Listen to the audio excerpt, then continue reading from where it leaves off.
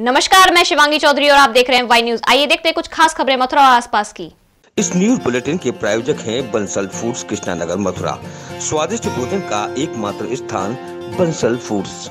सिलीगुड़ी से मथुरा के गोवर्धन पहुंचे श्रद्धालुओं के बैग से चोरों ने हजारों का सामान पार कर दिया। पुलिस इस घटना का सीसीटीवी फुटेज हासिल करने के बाद चोरों की तलाश में जुटी हुई है। मथुरा की गोवर्धन गिरिराज नगरी में राधा कुंड एक ऐसा कुंड है जहां पर देश विदेश से श्रद्धालु भक्त संतान प्राप्ति, सुख, समृद्धि और शांति के लिए स्नान और आचमन दर्शन करने के लिए आते हैं। लेकिन उनके साथ जब चोरी की घटना होती है तो उन्हें निराश होकर लौटना पड़ता है। ऐसा ही मामला बुधवार को देखने को मिला, जहाँ अलीपुर द्वार सिलीगुड़ी से करीब 10 लोग ब्रज भ्रमण पर मथुरा में बुधवार सुबह 5 लोगों का जत्था परिवार समेत राधा रानी संगम कुंड पर पहुंचा। यहाँ उन्होंने राधा रानी कुंड में स्नान करने के लिए कपड़े उतारे और स्नान करने कुंड में डुबकी लगाने लगे। तभी चोरों ने नजर बचाते हुए चोरी की घटना को अंजाम दे दिया। अलीपुर द्वार सिलीगुड़ी से आए विराज राय पुत्र विजय राय, सत्येंद्र देवनाथ और सपना राय ने जब अपने बैग को देखा तो बैग में रखा जरूरी सामान समेत 5,000 की नकदी चोरी हो गई। घटना की सूचना राधाकुंड पुलिस को दी गई। पुलिस ने मौके पर पहुंचकर सीसीटीवी फुटेज खंगाले, जिसमें 3 लोग चोरी करते नजर आ रहे हैं। इस घटना को लेकर जहां पीड़ित विराज राय ने जानकारी दी, वहीं स्थानीय निवासी राजू बाबा ने बताया कि राधा रानी कुंड पर लगातार 1 हफ्ते से चोरी की घटनाएं हो रही हैं। अभी तक किसी चोरी की घटना का खुलासा नहीं हुआ है। आए दिन श्रद्धालुओं के बैग, मोबाइल, नकदी, पर्स और जरूरी कागजात और अन्य सामान भी चोरी हो रहे हैं। द्वार से आ रहा हूँ, बस मेरा यहाँ पर सामान गुम हुआ है जिसके अंदर पैसा थे 5,000 रुपया।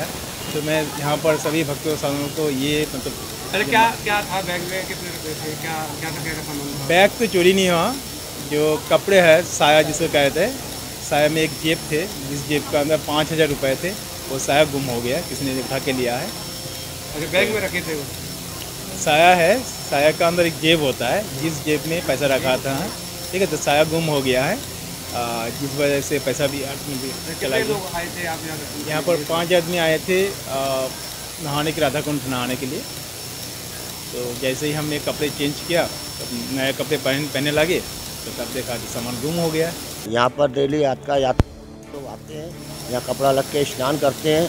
वो लोगों की कैसे चोरी होती है, अक्का कभी मोबाइल उठ रहा है, कभी किसी का साया उठ रहा है, मगर किसी का मालूम ही नहीं पड़ रहा है अक्का ये कौन लेके जा रहा है। हम लोग आपस में यहाँ बदनाम होते हैं, घाटवासी। कितने दिन से लगातार चोरी हो रही है? ये आज 5-6 दिन से बराबर चोरी हो रही है। जैसे क्या सामान? किसी का मोबाइल गया, किसी का बैग गया, किसी का साया उठ गया। अभी तक किसी का कोई मिल पाया है सामान? किसी का नहीं मिला, कोई पता नहीं चल पाया। नहीं। क्या लगता है कितने लोग हो सकते हैं चोरी के पीछे? और ये तो ठाकुर जी जानता है अक्का है। पलवल के हसनपुर में पुलिस टीम पर पथराव करने वाले 2 आरोपियों को पुलिस ने घेराबंदी कर पकड़ लिया है। बता दें कि दबिश के दौरान ग्रामीणों के हमले में 5 पुलिसकर्मी घायल हो गए थे।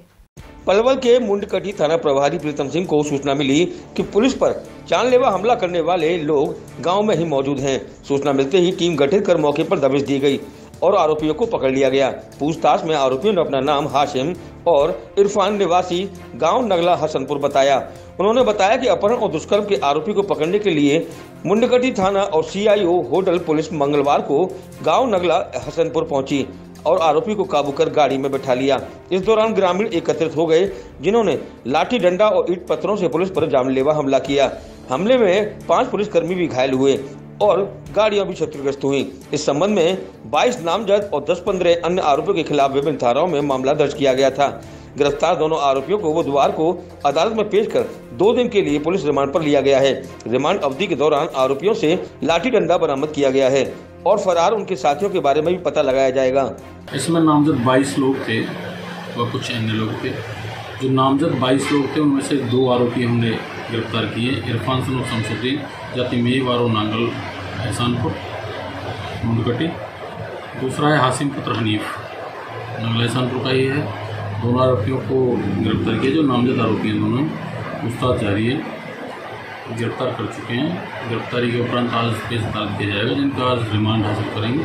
जो संबंधित आला जर्फ है वो बरामद करने और साथी आरोपियों की गिरफ्तारी के लिए इनसे निशानदेही कराकर उनको गिरफ्तार करना। मेमोरी मंच द्वारा स्थानीय एक होटल में ग्लोबल प्रतियोगिता का आयोजन किया गया, जिसमें विभिन्न स्कूलों के छात्र छात्राओं ने मेमोरी का आश्चर्यजनक प्रदर्शन किया। मेमोरी मंच और अर्पण साहित्य समाज सेवा संस्थान के संयुक्त तत्वावधान में एक होटल में बच्चों की प्रतिभा को निखारने के लिए मेमोरी प्रतियोगिता का आयोजन किया गया, जिसमें कई स्कूलों के बच्चों ने बढ़ चढ़कर हिस्सा लिया और मेमोरी ग्लोबल रिकॉर्ड्स बनाई, जिसमें छात्रों ने 4 मिनट और 1 मिनट के अंदर अपनी प्रतिभा का प्रदर्शन किया और विभिन्न राजधानियों के नाम भी सुनाए। इस आयोजन में उपस्थित गणमान्य अतिथि और निर्णायक मंडल ने इस प्रतियोगिता के लिए मेमोरी मंच की टीम, अर्पण साहित्य समाज सेवा संस्थान और विशेष रूप से डॉक्टर प्रेरणा शर्मा और अर्पण की सचिव उषा शर्मा की प्रशंसा की। इस मौके पर अतिथियों ने कहा कि आज जो ग्लोबल रिकॉर्ड बनाए गए हैं उससे स्पष्ट होता है कि मथुरा में प्रतिभा की कोई कमी नहीं है।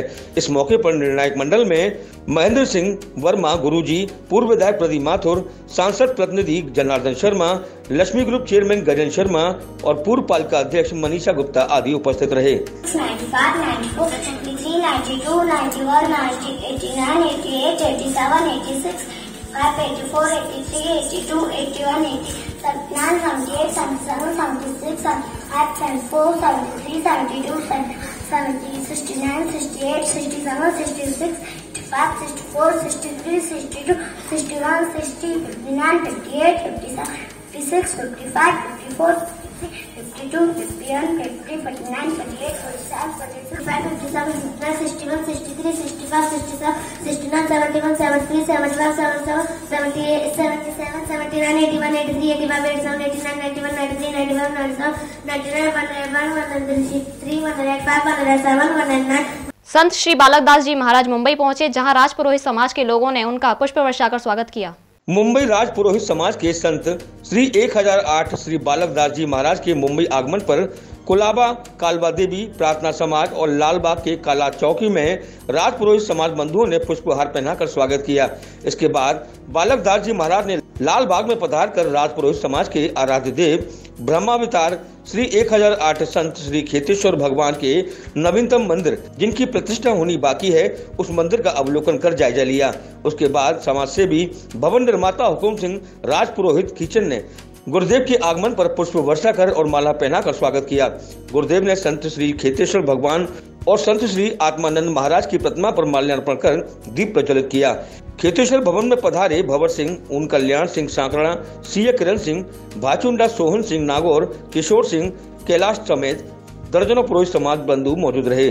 कासगंज जनपद के पटियाली सीएचसी पर तैनात डॉक्टर अंजू महिला मरीजों के लिए वरदान साबित हो रही हैं। वे उपचार करने के साथ ही मरीजों को बीमारियों से बचने के लिए सलाह भी दे रही हैं। कासगंज जनपद के पटियाली सीएचसी पर तैनात मेडिकल ऑफिसर डॉक्टर अंजू इस वक्त महिला मरीजों के लिए वरदान साबित हो रही हैं।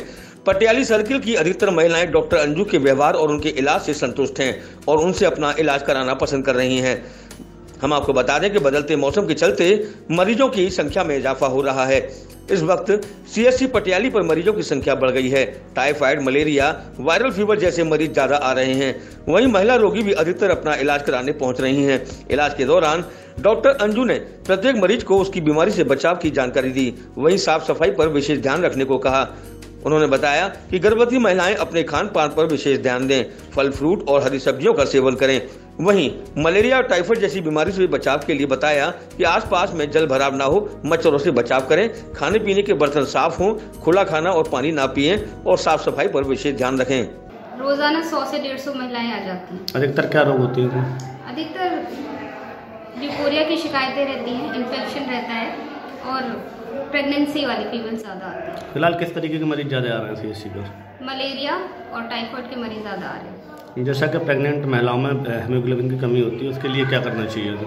हीमोग्लोबिन की कमी होती है, पहले हम चेक कराते हैं कि अगर 7 से नीचे है तो हम उसका आयरन सुक्रोज का इंजेक्शन लगवाते हैं। अगर 4 या 3 जाता है तो हम उसे डिस्ट्रिक्ट हॉस्पिटल भेज देते हैं ब्लड ट्रांसफ्यूजन के लिए। महिलाओं को ऐसे में क्या करना चाहिए, किस तरीके से खून की पूर्ति करना चाहिए? उनको स्टार्टिंग से ही जब भी वो प्रेग्नेंट हुई है तभी से उनके खान पान का ध्यान रखना चाहिए। 3 महीने के बाद से आयरन, कैल्शियम और फॉलिक एसिड की टैबलेट लेना स्टार्ट कर देनी चाहिए। खाने में क्या लेना चाहिए इसके हीमोग्लोबिन कम ना हो? खाने में हमको अपना दालें हैं, रोटियां हैं और फल हैं, ये सारी चीज़ें ज़्यादा से ज़्यादा खानी चाहिए। वायरल फीवर वगैरह ये चल रहे हैं और टाइफाइड, मलेरिया, इसके बचाव के लिए क्या करना चाहिए?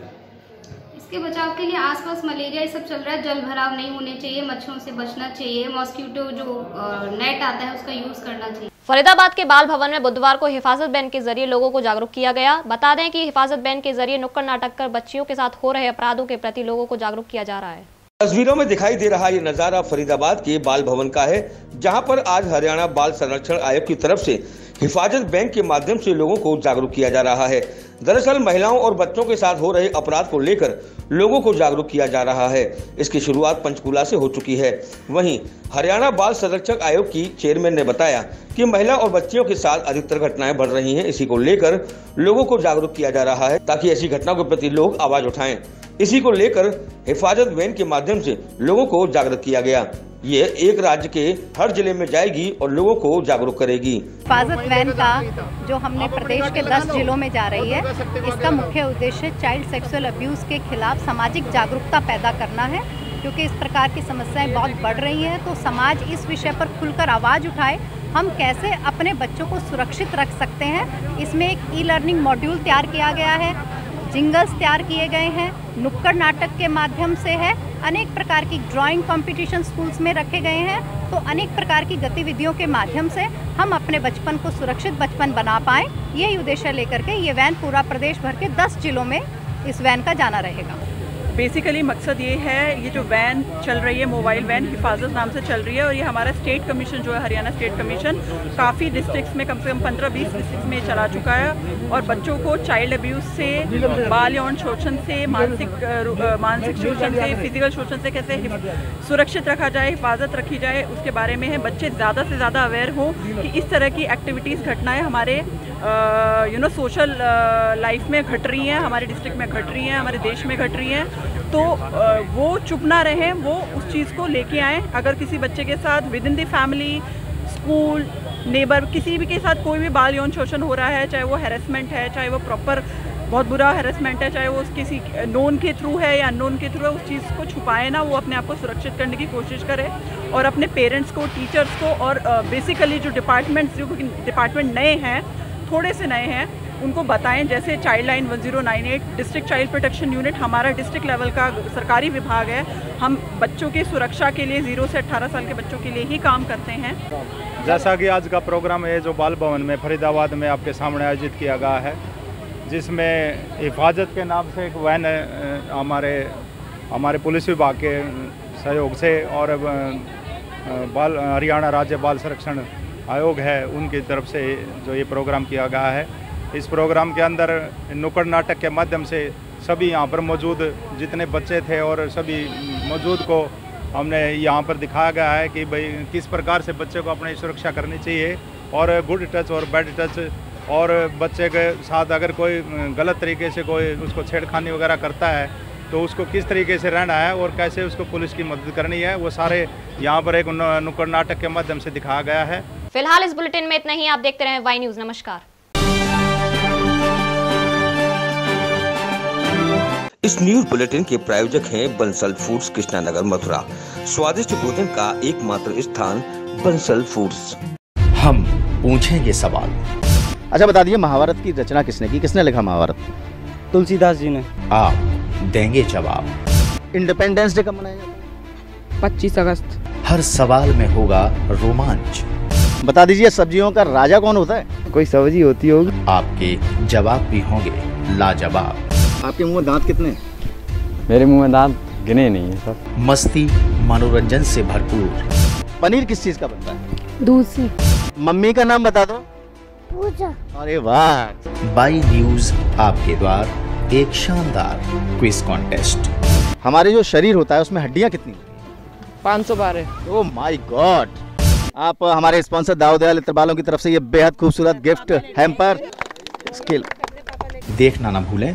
हर रविवार रात्रि 9 बजे वाई न्यूज आपके द्वार कार्यक्रम के प्रायोजक हैं दाऊद दयाल इत्र वाले।